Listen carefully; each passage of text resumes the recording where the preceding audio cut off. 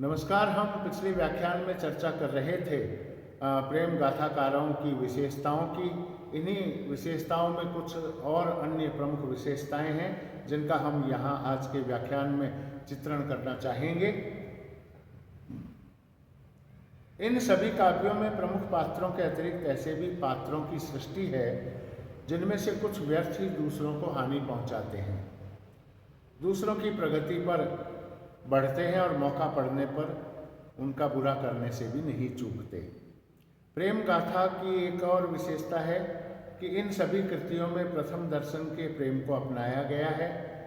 इन सभी में जो प्रेम का सूत्रपात हुआ है वह रूप वर्णन, श्रवण दर्शन, चित्र दर्शन या स्वप्न दर्शन के माध्यम से हुआ है। इन सभी काव्यों की शैली प्रभावशाली है, मसनवी है। इनमें भारतीय काव्यों की सर्गबद्ध शैली को स्थान नहीं मिला है। वर्णनात्मकता, प्रगीतात्मकता, जाति वर्ग के प्रति समान या समन्वयशील दृष्टिकोण इन काव्यों में मिलता है। लौकिक वर्णन के माध्यम से अलौकिक व्यंजनाओं की ओर संकेत करना सभी प्रेम गाथाओं की विशेषता है। सामान्यतः सभी प्रेम गाथाएं वर्णन प्रधान हैं। जहाँ कहीं भी इन्हें अवसर मिलता है वहाँ ये वर्णनों में रमते हुए दिखाई देते हैं। वास्तविकता यह है कि इन सभी की शैली जहाँ एक और वर्णन प्रधान है वहाँ दूसरी ओर सांकेतिक और प्रतीकात्मक भी है। जायसी इस कार्य में अग्रणी है। प्रेम गाथा काव्यों की परंपरा पर हम चर्चा को आगे बढ़ाते हैं। प्रेम गाथा काव्यों की विस्तृत परंपरा मिलती है। जायसी से पूर्व भी और बाद में भी अनेक प्रेम प्रधान काव्य ग्रंथ लिखे गए। उनका विवेचन और वर्णन करने से पूर्व ये जानना आवश्यक है कि रचना जायसी की इस परंपरा की प्रवर्तन कृति है। डॉक्टर मुंशीराम शर्मा ने प्रेम गाथा काव्य को स्थूल रूप से दो भागों में बांटा है, मुसलमान प्रेम गाथा काव्य और दूसरे हिंदू प्रेम गाथा काव्य।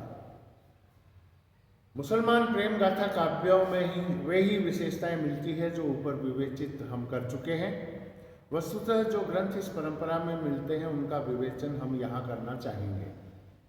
हिंदी साहित्य के अंतर्गत सूफी प्रेम काव्य धारा का आरंभ मुल्ला दाऊद कृत चंद्रायण नामक ग्रंथ से माना जाता है।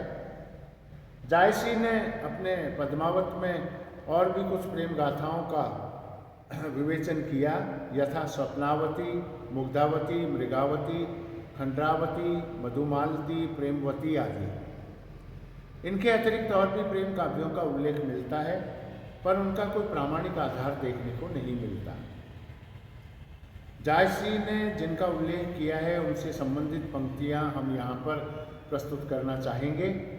विक्रम धनसा प्रेम के बारा, सपनावती कहे गये पतारा, मधुपाद्य मुग्धावती लागी, गगनपुर होइगा बैरागी, राजकुंवर कंचनपुर गयऊ, मृगावती कहे जोगी भयऊ, सात कुंवर खंडरावत जोगू, मधुमालती कर दिन वियोगी, प्रेमवती कहीं सुरसरी साधा, ऊषा लागी अनिरुद्ध बरबादा। जायसी ग्रंथावली से हमने ये पंक्तियाँ यहाँ उद्धृत की है। इन ग्रंथों का भी हम यहाँ संक्षिप्त सा वर्णन करते हुए आगे बढ़ेंगे। मृगावती की बात करें तो इस प्रेम काव्य के रचयिता शेख कुतुबुन थे जिनके गुरु शेख बुरहान थे। इसका रचनाकाल 1560 माना गया है। कथा का वर्णन दोहा, चौपाई तथा सोरठा आदि छंदों में हुआ है। इस कथा में शामी परंपरा और भारतीय परंपरा का समान योग मिलता है। इसकी कथा पढ़ने से स्पष्ट होता है कि चंद्रगिरी का राजकुमार बड़ी कठिनाइयों के बाद मृगावती को प्राप्त करता है।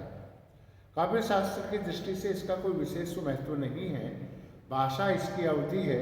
ईश्वरीय सत्ता की ओर जो संकेत किए गए हैं वे बड़े सुंदर हैं। कथा को भारतीयता के सांचे में डाला गया है। इस दृष्टि से यह प्रेम कथा सूफी कवियों की पथ प्रदर्शिका के रूप में ग्रहण की जा सकती है या की जानी चाहिए। डॉक्टर मुंशीराम शर्मा के शब्दों में इसमें प्रेम मार्ग के त्याग और कष्ट का निरूपण किया गया है जिससे साधक की साधना का स्वरूप प्रकट होता है। बीच बीच में रहस्य से भरी हुई सुंदर आध्यात्मिक उक्तियाँ और अन्योक्तियाँ भी इसमें भरी हुई पड़ी है। अगले व्याख्यान में हम अन्य प्रेम ग्रंथों की और प्रेम काव्यों की बात करेंगे, जैसे मधुमालती है, चित्रावली आदि है। तब तक के लिए बहुत बहुत शुभकामनाएं। धन्यवाद। जय हिंद, जय भारत।